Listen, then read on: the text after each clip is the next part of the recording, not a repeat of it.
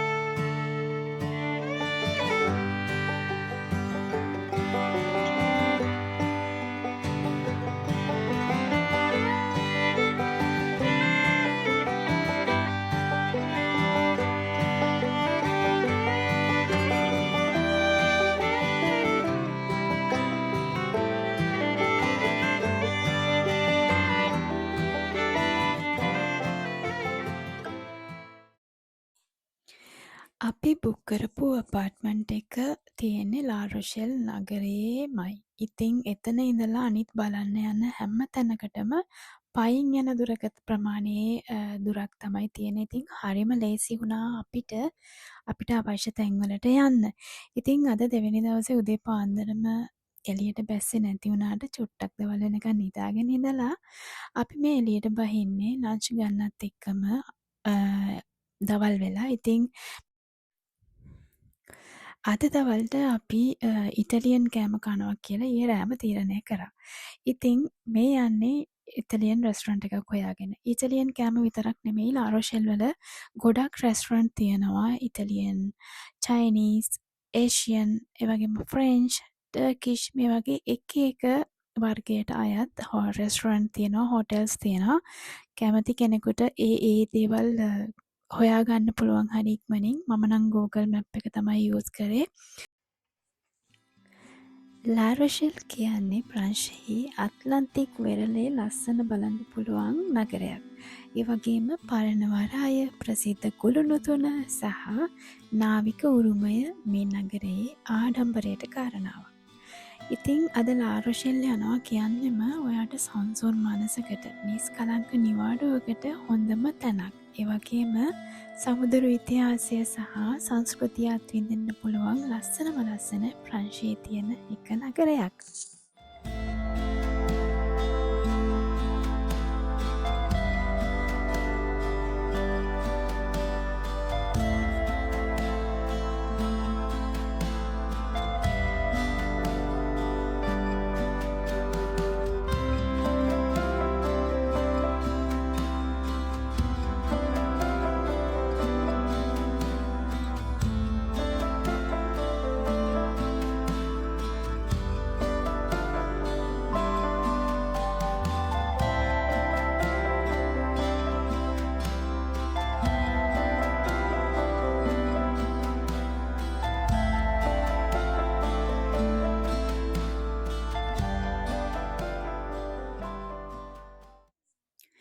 අපි ඉතින් ඊළඟට ගියේ ලාරොෂෙල් වල ඇක්වේරියම් එක බලන්න. මම ගොඩක් වෙලාවට දැකලා තියෙනවා ප්‍රාන්ස් ඇතුලේ ගොඩක් වෙලාවට බීච් එක කිට්ටුව තියෙන සිටීස් වල ඒ සිටි එකට අදාළව මේ වගේ ඇක්වේරියම් එකක් තියෙනවා. ප්‍රංශයේ ඇතුළෙත් ඒ වගේ දේවල් තියෙනවා තමයි, ඇක්වේරියම් තියෙනවා තමයි. ඒත් ගොඩක් වෙලාවට වෙරළබඩ පැතිවල තියෙන සිටීස් වල මේ වගේ ඒගොල්ලොන් ඒ සිටි එකට ආවේනික වෙනමම මේ ඇක්වේරියම් තියෙනවා. ඉතින් අද මම ගියේ ලාරොෂෙල් වල ඇක්වේරියම් එක බලන්න. මෙහි වැකේෂන් යන ෆැමිලීස් වලට පොඩි ළමයින්ට කරන්න වෙන වෙනම ඇක්ටිවිටීස් තියෙනවා. ඉතින් මේක අධ්‍යාපනික වශයෙන් වැදගත් වෙන හොඳ ඇක්ටිවිටි එකක්. ඒ වගේම අපිටත් මාළු දිහා බලන් ඉන්න එක මනසට හරිම සුවදායක කාලයක් ගත කරන්න පුළුවන් තැනක්. ඉතින් මම හරිම සතුටින් ගියපු තැනක් තමයි ඇක්වේරියම් එක කියන්නේ ලාරොෂෙල් වල.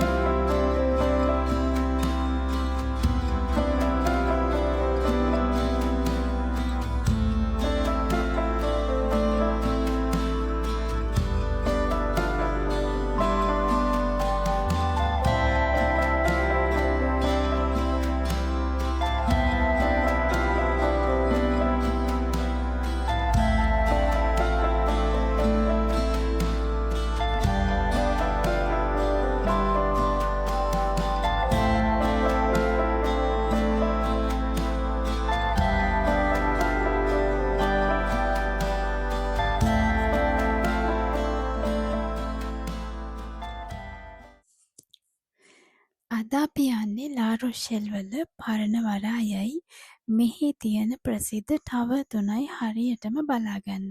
මෙහි තියෙන පරණ වරාය ප්‍රංශයේ පැරණිතම වරායක්. ඒ වගේම යුරෝපයේ වැදගත් වෙළඳ මධ්‍යස්ථානයක්.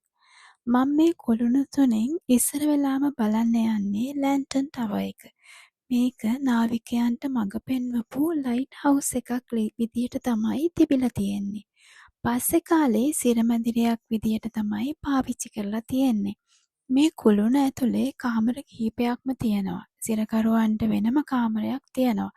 ඒවා තුල ඔවුන් සිරවී සිටි කාලේ බිත්තිවල ඇඳපු රූප අපිට මේක ඇතුලේදී බලා ගන්න පුළුවන්.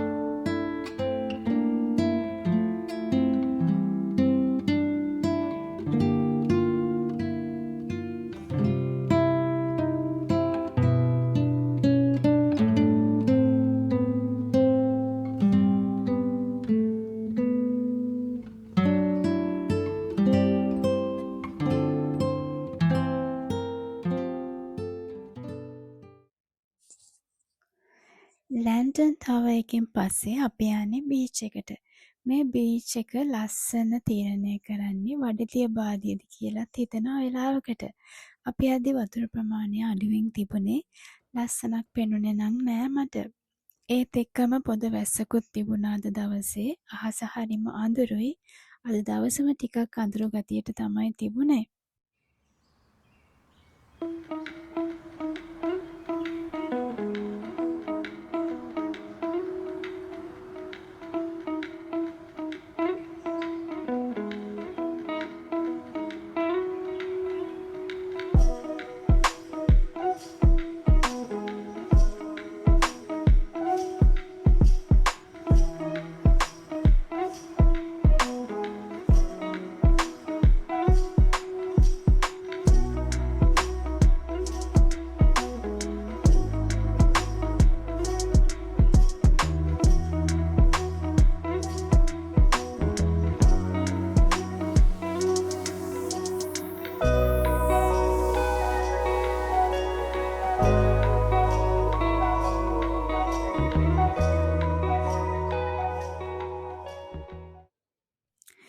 බීච් එකේ ඉඳලා අපි ආයේ ගියේ ෂෙන් ටවර් එක බලන්න. මේ ටවර් එක වරායේ දකුණු පැත්තෙන් තමයි තියෙන්නේ. පිටින් අනවසරයෙන් එන නැව් වරායට පිවිසෙන එක වළක්වන්න තමයි මේක හදලා තියෙන්නේ. ඉතින් ඒ වගේම අනිත් කුළුණ තමයි සන් නිකොලා. ඒකට නම් යන්න උනේ නැහැ මේ දවස්වල ඒක වහලා තිබුණ නිසා. ලා රොෂෙල් යන ඕනම කෙනෙක් මේ ටවර් තුන අනිවාර්යෙන් බලන්න යනවා. මොකද මේක ලා රොෂෙල් නගරයේ සංකේතයක්. ඒ වගේම හරිම ලස්සන දර්ශනීය ටවර් තුනක්. ඉතින් කවුරුත් මේක බලන්න අමතක කරන්නේ නැහැ. ඇත්තටම මම මේ එක්ස්පීරියන්ස් එක අරගත්ත නිසා හිතෙනවා හරිම ලස්සන ප්‍රෞಢ ඉතිහාසයක්, හරිම ලස්සන සංස්කෘතියක්, හරිම ලස්සන ගෘහ නිර්මාණ ශිල්පයක් ඉස්සර ප්‍රංශයේ තිබිලා තියෙනවා කියලා.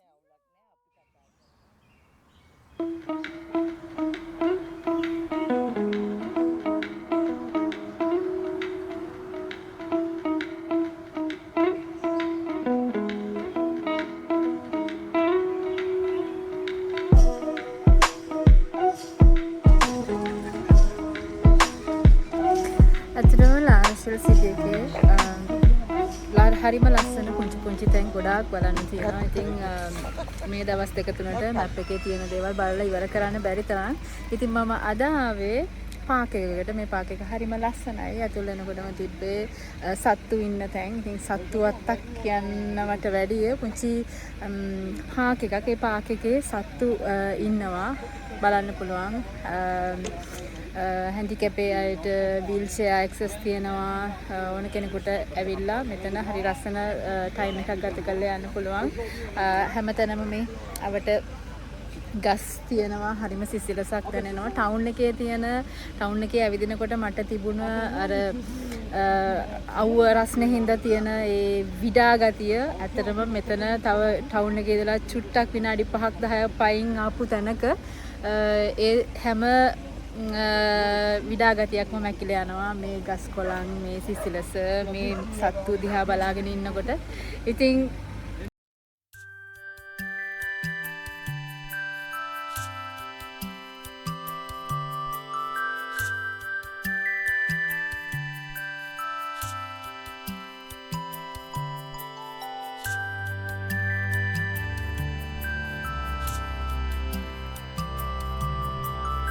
ගෙවන්න ඕනේ. කාත් කවුරුත් නෑ. තනියම ජීවත් වෙන එක බොහොම සුන්දරයි. ඉතින් ඕවා තමයි තියෙන්නේ. හැබැයි මං කිසිම කෙනෙක් විශ්වාස කරන්නේ මගේ අත්දැකීම අනුව මං කිසිම කෙනෙක් විශ්වාස කරන්නේ නෑ. මං ආදරේ හැමෝටම ඉස්සරහ. කිසිම කෙනෙක් කිසිම දවසක විශ්වාස කරන්නේ නෑ. මොකද අපි දැන් චුට්ටක් ඇවිද්දා පාක් එක පැත්තේ ඇවිදලා ලස්සන තැන් තිබුණා. ඉතින් අද දවසේ චුට්ටක් ඇවිදින එක තමයි අපේ අරමුණ. මොකද නංගිවත් එක්ක චුට්ටක් ඇවිදින්න තමයි ආන්ටිට ඕන උනේ.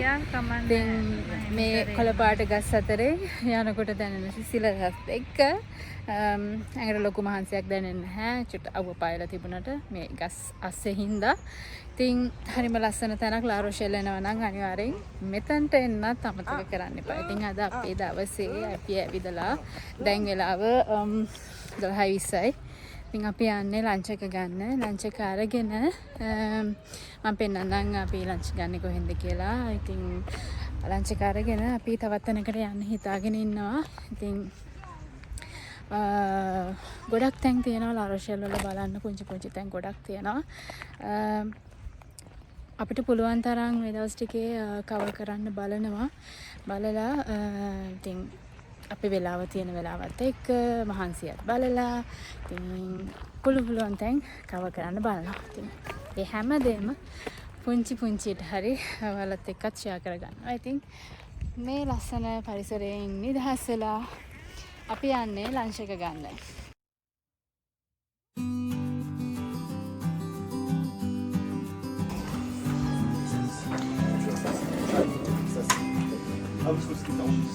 අපි දැන් ලන්ච් ගන්න හදන්නේ. මේ ආව රෙස්ටොරන්ට් එකකට.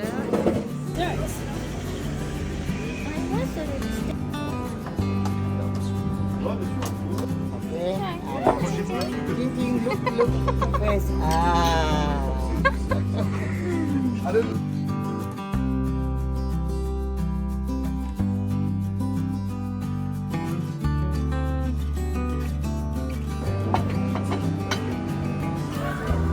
aí, Messi. Ali yang kita foto photo.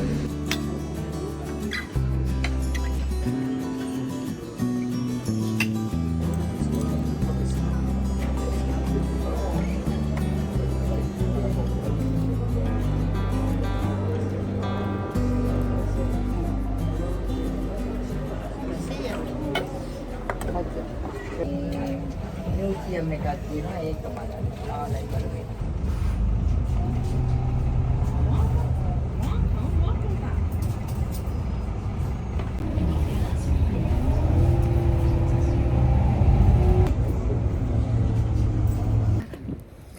අපි දැන් යනවා මියුසියම් එකක් බලන්න. ගොඩක් වෙලාවට මේක මට මියුසියම් එකක්. ඉතින් ගොඩක් ඔය නාවික දේවල් තමයි ඉතින් ඇත්තේ.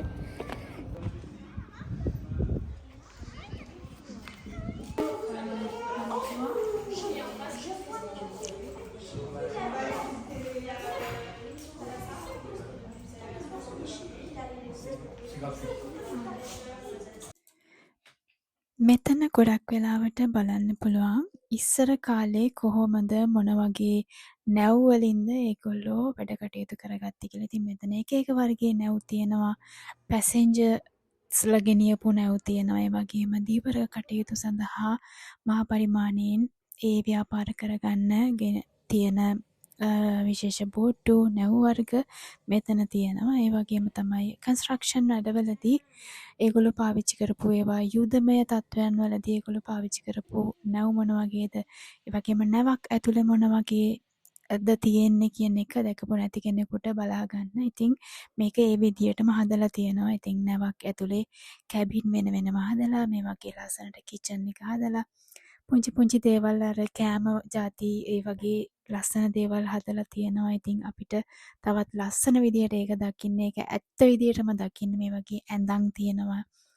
සින්ක් එක ඊට පස්සේ ඒගොල්ලෝ අර ඩ්‍රයිවිං එන්ජින් කරන ඒ රූම් එක, ඒ වගේම ප්ලෑනින් කරන ඒ රූම් එක, මේ වගේ හැම දෙම ෂිප් එකක් ඇතුලේ තියෙන දේවල් මෙතන තියෙනවා. ඉතින් අපිට සාමාන්‍ය විදියට බලන්න පුළුවන්, සාමාන්‍ය අදහසක් ගන්න පුළුවන් මේ වගේ තැනකට ගියාට පස්සේ ෂිප් එකක් ඇතුලේ මොන වගේ දෙයක්ද සිද්ධ වෙන්නේ කියලා.